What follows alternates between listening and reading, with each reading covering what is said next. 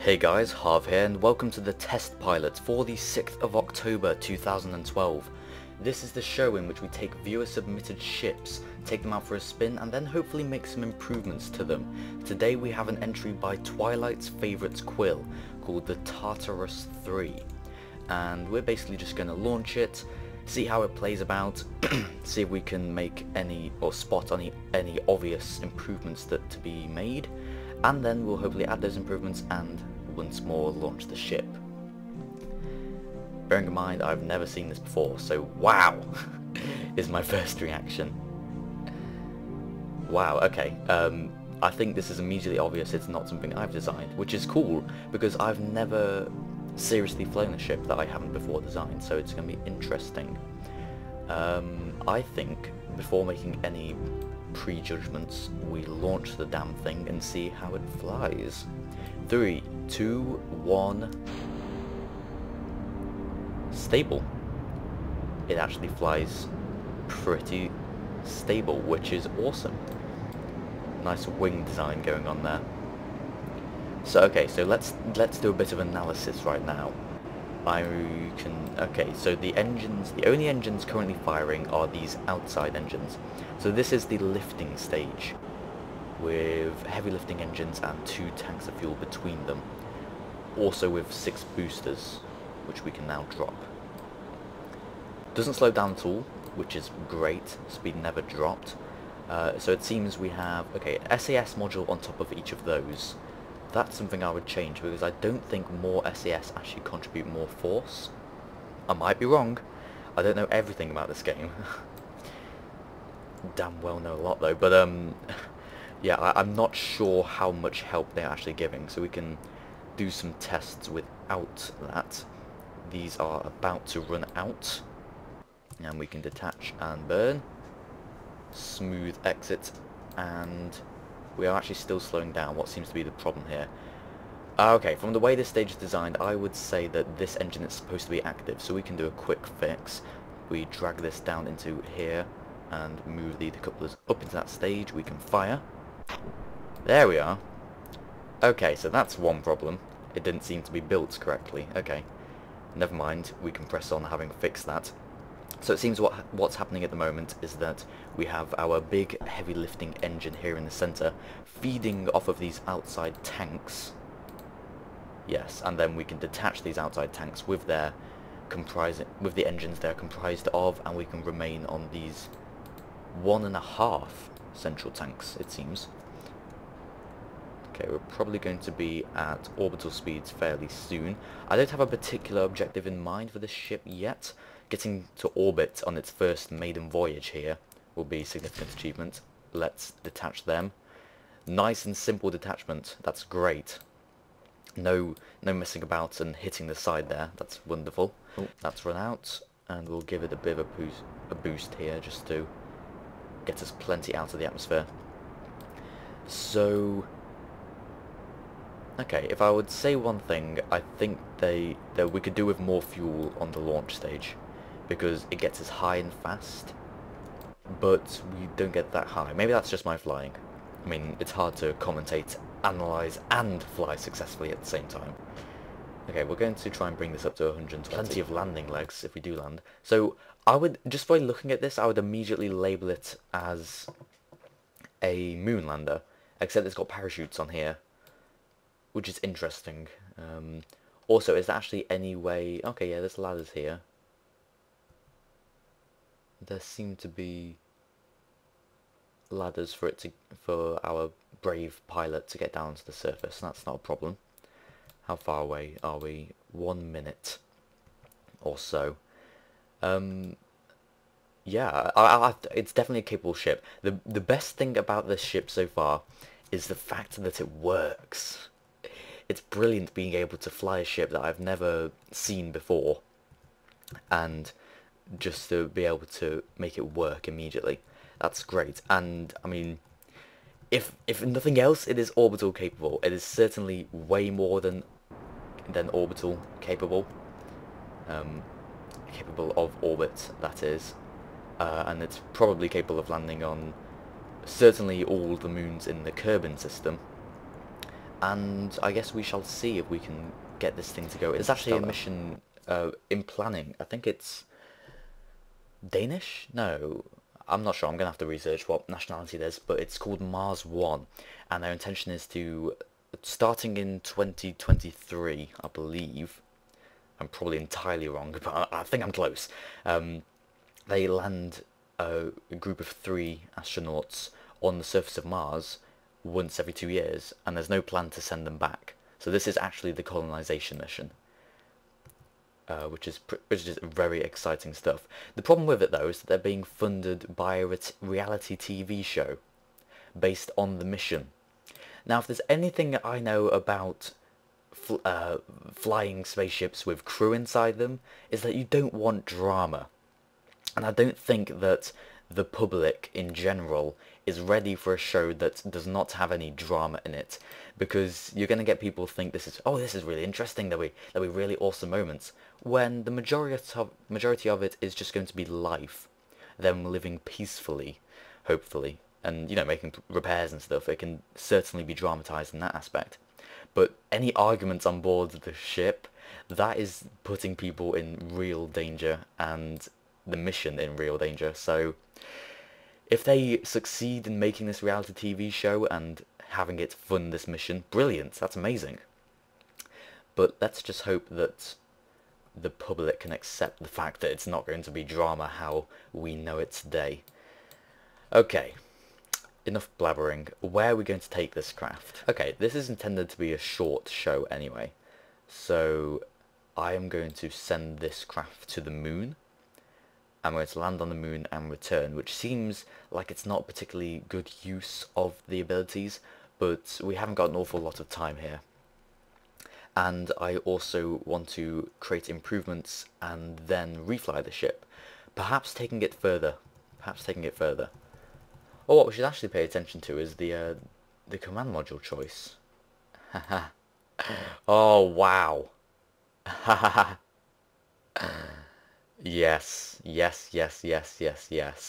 Oh man. If only we could put a parachute on the front of it, then I would be using this cockpit for eternity. One thing though, he isn't wearing a helmet. So this is actually an atmospheric command module, and he's in space, which is could potentially be seen as a slight problem. But yes, this view. That's glorious. Oh man, I hate the tinny little command module window. Damn it, I'm going to be annoyed every time I use that command module now. This is a glorious view. This is really, really amazing. That is really awesome. Oh well, let's continue with the mission. Maybe we can land inside the command module. That's a video I've been meaning to post for a while now. Oh, there we go. There's the moon. Meaning to record even. So, I mean, the ship... Going back to RCS, the ship is not that heavy. It's comprised of 2 big tanks and a few small ones. Like, I haven't used RCS to try and lower the weight, but and we're completely fine for fuel, and I mean for mobility. We're actually completely fine. Love the ship design. Really, really awesome. That's so epic. Okay. Using atomic engines. It's going to take us a while to actually transfer to the moon. Never mind. We have an encounter, but it's an interesting encounter, certainly. Why are you not sure? Okay, so we seem to be flickering a lot. That might be caused by patched conics, which gives us this pink encounter here. That is hurting my eyes. Let's switch away from that.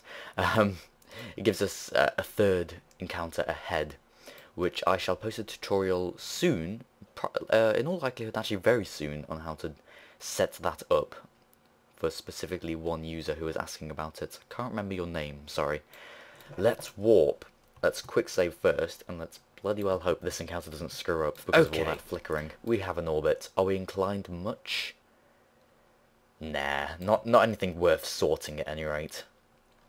Okay, so we can deduce that we have overbuilt, or this ship is overbuilt for a simple moon mission within the solar system, certainly.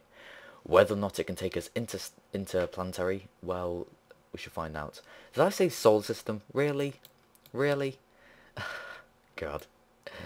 Let's just hurry up and do this. I think about now is actually a perfect time to eject.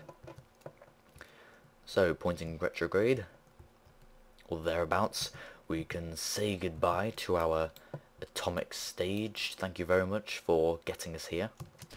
But goodbye. And we can start up the next engine and thrust away. Just gently, we don't want to set off any nuclear explosions by pushing hot hydrogen at its hull. And okay, right. Let's just land. Burning retrograde. Burning retrograde. Beautiful thing. And I say we're going to land here. There actually seems to be a bit of an eye to this crater. Like when you drop something into a pool of water, you get a central point jump up. I'm actually using hand gestures now, as I do quite often. Just like you get that bit of water in the middle jump up. But that happens on the moon as well. So I'm thinking we could actually try and land on it. If it's like a spike. Right, coming down gently. I do forget how strong these engines actually are. They do actually have significant kick behind them. Nice texture work. I like that. There's our shadow. Coming down at very slow velocities. Takes concentration. It's hard to commentate at the same time. Trust me. There we are. Cut engines. Don't you dare over tilt on us. Seriously. Right, where are we? We're actually on the side of the lip. Oh well, that doesn't matter. The ground looks awesome though. So, now it's time to test out the ship landing-wise. Let's extend. It's a good thing we landed on the moon, because if these ladders don't work how they are intended to, then we might have had some problems getting back into the ship, but we can actually just use our jetpack. Right, you have no helmet. And yet we are going to EVA you. Good luck. Oh, suddenly you've spawned a helmet. Wow. So, presumably... how does this work? How do we... I don't know, there should be... I think there's controls to switch ladders. Either that or they're going to implement them. But I cannot actually see a way to get down. Okay, we're falling. Wait, quick! We can't make our first step yet. Get back on the ladder. There we are. It never happened. Right, if we just climb up here, can we... does it give us an option to... no, it doesn't. Okay, so those ladders aren't particularly well made. I mean, they get us down here, certainly. And now, as Bill Kerbin walks down the ladder, as he climbs down the ladder, those famous words echo in his head. That's one big step for a Kerbal, because we are so bloody small. And that's one slightly bigger step for Kerbal kind. As he lands on his back for whatever reason. Hello, Moon. How are you? Oh, we can't sprint on you. I'm being spoiled by the other planets, aren't I? Yes, I am. Okay. Alright, you know what? We know we can take this thing home, and this video's gone on longer than I first anticipated, so... a capable ship. Now let's try and make some improvements to it. Tartarus 4, which is HOCgaming's version. Okay, right, let's take this from... let's take it from the top. Yeah. Ladders. What to do about ladders? I think if we can try... well, we certainly don't need more than one parachute here. So... even though it looks terrible, we might actually... if we can just put this on the top. Come on.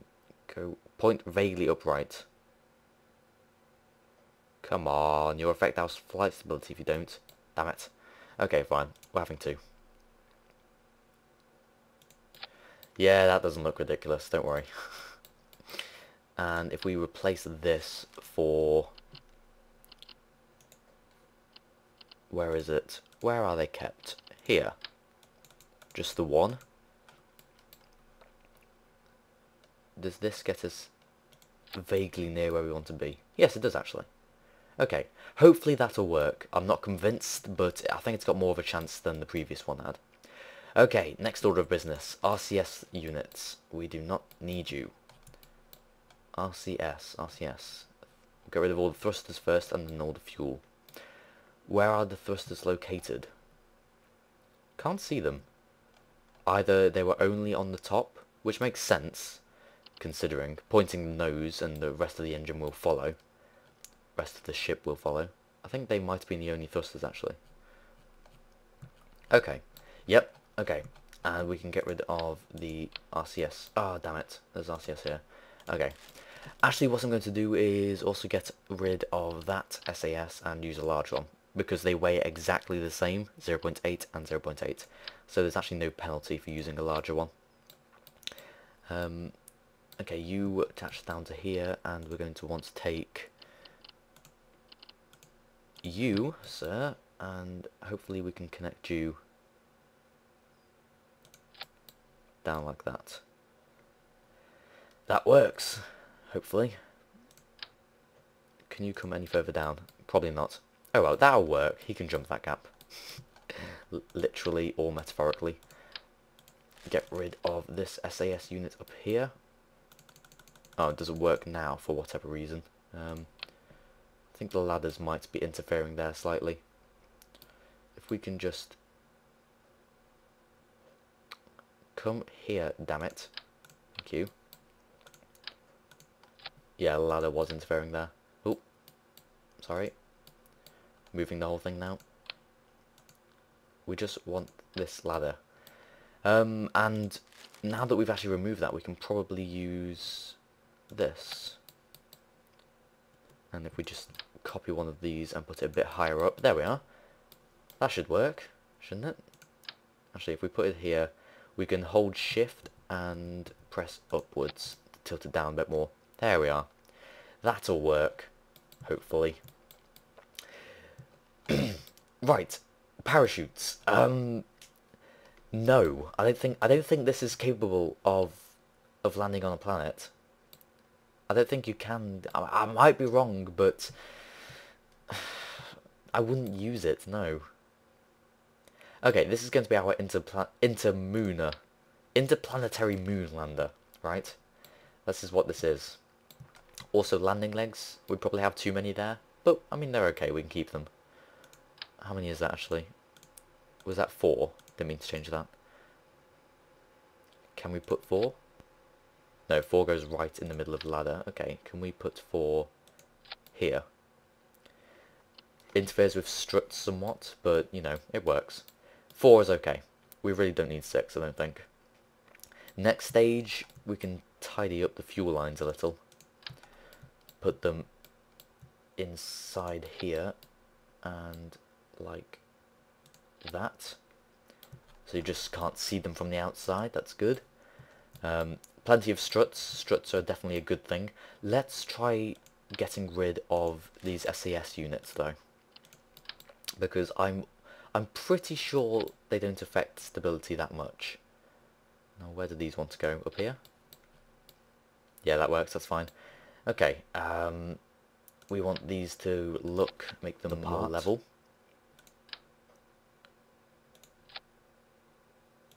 Server function, there we are. Boosters seem fine. These tail fins seem to work fine, so we can keep them, despite the fact they're not actually tail fins. They're not intended for that, but you know, whatever works, whatever works. We can also attach some struts from the inside to the outside, like that, so that there's less wobble. Once again, straighten up these. Just put it across like that. And again, fuel flowing from the bottom of these, so that should be there if I'm right, and connecting to the tank there. There we are, tidied up. Sorting out the top strut, and that might be all we want to change. I mean, I did mention at the start of the video about adding more fuel to the lifting stage, but we've reduced the weight significantly, so that might do all we need to want all we could ever want. Yes. And the staging. We need to make sure the staging is correct. So we don't need launched lamps, by the way, because it's such a widespread design that it works fine. That rhymes. And we don't really need struts on these boosters. They seem to work fine without them. Okay, so outside engines and the boosters. Then the boosters drop off, and then the lifting stage engines drop off. Then these 6 engines fire, plus this middle engine. Definitely. Then the outside stacks fall off, and then we detach that engine. Next, the atomic engines fire, then we detach them. Then this LV909 engine fires, and we have an empty stage here, so we detach that. And then we open up the parachutes. Yes. It shall be so. Tartarus 4. Courtesy of HOCgaming. Let's see where this goes. Okay. Launching to Duna's moon Ike. In 10, 9, 8, 7, 6, physics engine start. 3, 2, that was a bit of a jump. SAS on, throttle up to max, control fine, and let's lift off. Clear of the tower. That was the worst countdown I've ever done in my entire life. And boosters run out and drop them. Still accelerating, awesome. How are we in terms of planetary rotation? Okay, we're not as late as I'd like to be, but that's okay, we can modify our trajectory to deal with that. Just gone halfway through the last set of tanks on these lifting engines. Loving the design. I would prefer these winglets to be at the base as actual winglets, but if they are what I think they're for, then we can't have that, certainly. And they are out, and we fire. Nice, love this stage now that it's got its engines correctly mounted. Looks bloody awesome as well. Leaning over towards 90 degrees. How are we doing for fuel? Last set of tanks, they have run out, and we eject. Perfect. That is something that definitely makes the ship a very good ship. Leaning still more over. 90 degrees. Alright, so I think we just keep accelerating. Lean completely over, pointing completely horizontal, and let's burn for our lives. Burn like our lives depend on it. We're out of the atmosphere, so that's not inhibiting us. And yeah, just burn. Okay.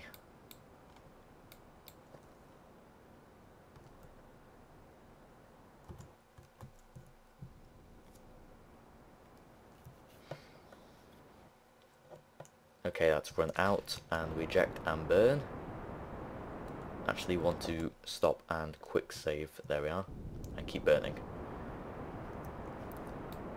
Soon we shall see sunrise, no doubt. How are we doing? We are fine. We are directly on the opposite side to the sun, which means that we won't see sunrise for a Kerbin of 6 hours. For us, maybe a couple of minutes, because we're going around the planet that fast. So let's do some comparisons, actually. I was using 6 atomic engines to push... Well, put it this way, I think I was pushing a much bigger weight than... Actually, no. I think I was pushing a smaller weight than we have here. I had another set of 6 tanks, and another half... No, I didn't. That was on the rescue graft. Another set of 6 tanks, and 3.5 tanks as our lander. So 6 and 3.5, I think that equals more than that. More than one big tank. So yeah, we were actually pushing more weight with our other design, so this should perform better than that. Hopefully. We can only hope.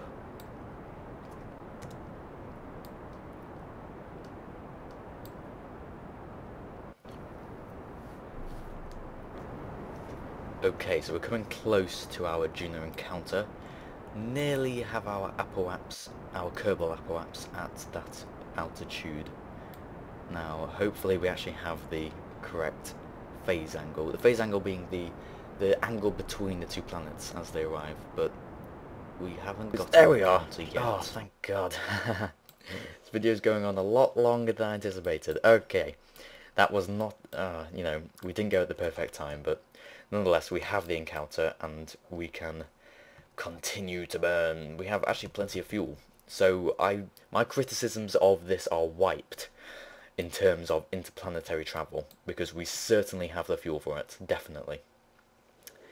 And that's great. That's perfect. So now we just have our painstakingly long trip around 109, 108, 107 days. Nothing like going to Jool, though. Nothing like going to Jool.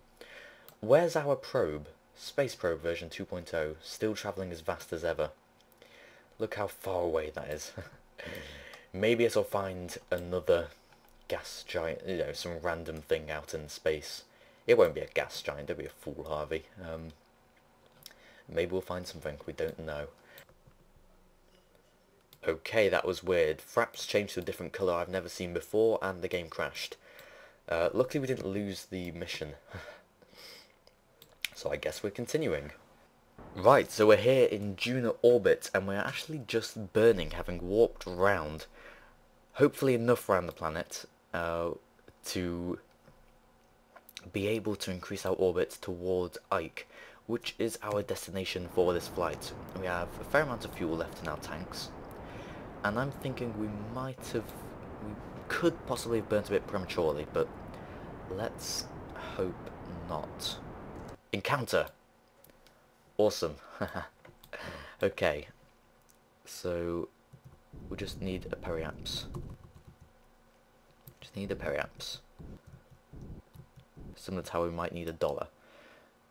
Okay, there we are. We have a periaps of 4,000. Let's make this 10,000. Okay. Right, let's warp. Let's do this. Wonder, Ike should be behind us. There we are. And it should appear on the other side of the planet, and then we're basically going to hit it. Coming around here. And if we don't do this right, then we'll crash straight into the planet, so, you know. Not particularly... Oh, there we are. Here is Ike, our enemy. Right, I'm thinking we have enough Delta V to actually just... And then we're immediately going to... I think we're going to detach from our stage now. Thank you, you have been most useful. We're going to warp a little further into the daylight, and then we're going to bring in that throttle a bit more. Let's not land on a rock. That would be less than satisfactory.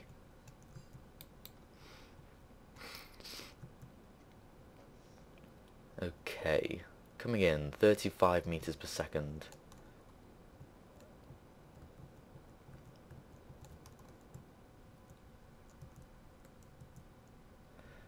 Just minimal thrust now. There's our shadow. There it is.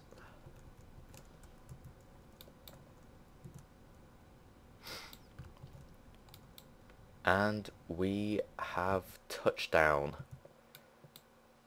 Beautiful. Beautiful. Right, there we go.